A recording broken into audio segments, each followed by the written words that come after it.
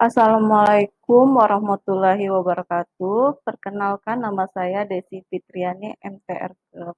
Di sini saya akan mengajar pada mata kuliah asuhan kegawat daruratan maternal dan neonatal. Pada pertemuan yang pertama ini, saya akan membahas materi tentang kegawat daruratan kebidanan. Sebelum kita lanjut ke materi, kita akan melakukan kontrak perkuliahan terlebih dahulu, di mana untuk sistem penilaiannya dibagi menjadi dua. Yang pertama ada penilaian pokok dan yang kedua ada penilaian tambahan.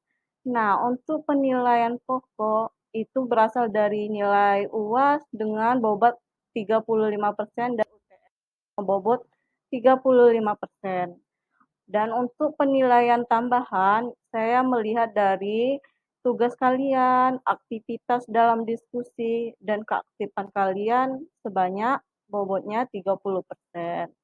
Nah, untuk aturan dalam perkuliahan ini, kalian wajib mengisi link form absensi yang nanti akan dibagikan. Selanjutnya untuk tugas, tugas kita harus kumpulkan dengan tepat waktu sesuai dengan kesepakatan bersama. Nah, yang terakhir, kalian harus semuanya hadir. Nah, kalau tidak hadir, kalian bisa menghubungi saya. Dan apabila ada kendala dalam perkuliahan ini, kalian jangan segan untuk menghubungi saya. Baiklah, kita akan segera lanjut ke materi pokok kita. Nah, yang pertama di sini saya akan membahas tentang angka kematian ibu. Ini sangat menarik ya untuk angka kematian ibu ini. Kenapa? Karena masih banyak angka kematian ibu yang ada di daerah Bengkulu. Bahkan masih di atas rata-rata nasional kita, yaitu 132 per 100.000 kelahiran hidup. Nah, dicatat 57 dari bayi lahir sebanyak 35.079 orang. Nah, untuk target SDGs pada tahun 2030 itu sendiri, angka kematian ibu itu adalah 70 per 100.000 kelahiran hidup. Nah, berarti dapat kita simpulkan bahwa angka kematian ibu masih sangat banyak. Nah, diharapkan setelah mengikuti perkuliahan ini, kita semuanya sebagai tenaga kesehatan bisa menurunkan angka kematian ibu maupun angka kematian bayi. Selanjutnya untuk angka kematian bayi. Nah, di Provinsi Bengkulu ini angka kematian bayi sudah 10 per 1000 kelahiran, di bawah rata-rata nasional kita, 22 per 1000 kelahiran hidup.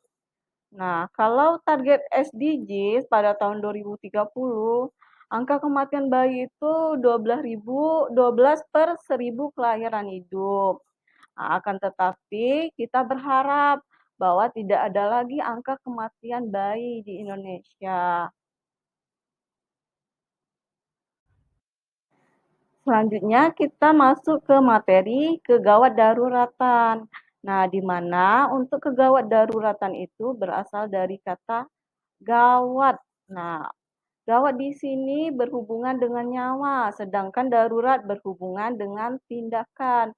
Jadi, kegawat daruratan itu dapat terjadi secara tiba-tiba dan juga dapat disertai dengan kejang. Selanjutnya untuk menghindari kegawat daruratan. Nah, untuk menghindari kegawat daruratan itu kita sebagai bidan harus cepat, harus bertindak cepat, tepat, efektif, efisien sesuai dengan kemampuan kita yang telah kita miliki dan kewenangan kita sebagai bidan. Yang kedua dapat dihindari dengan perencanaan dengan seksama. Yang ketiga, mengikuti petunjuk-petunjuk klinis. Otomatis ya, kita harus mengikuti SOP-nya, mulai dari awal hingga tahap akhir.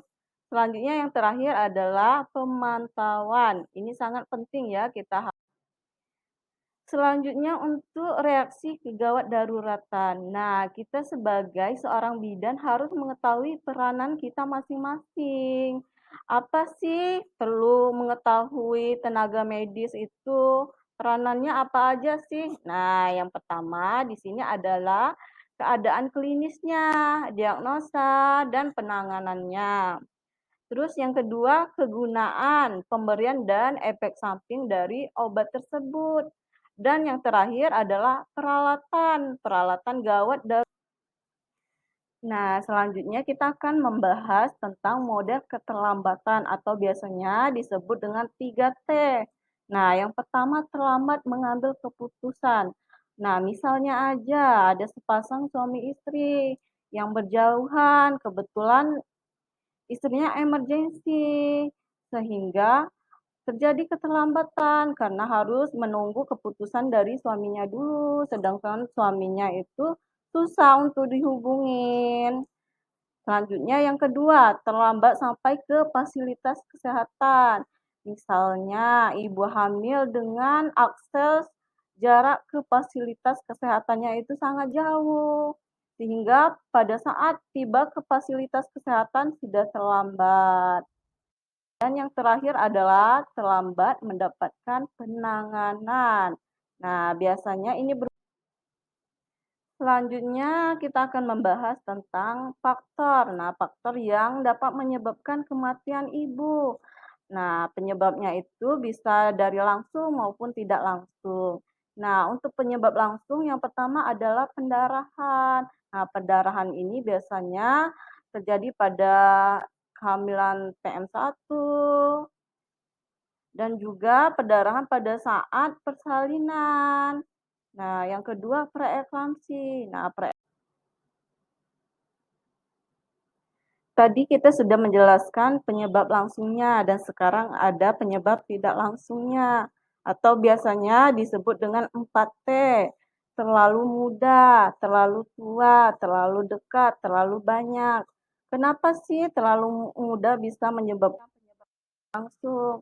Karena usia yang kurang dari 20 tahun itu biasanya kesehatan reproduksinya belum berkembang secara matang, sehingga belum siap terjadinya pembuahan. Nah, selanjutnya untuk terlalu tua juga tidak bagus. Kenapa tidak bagus? Karena kehamilan yang berusia di atas 35 tahun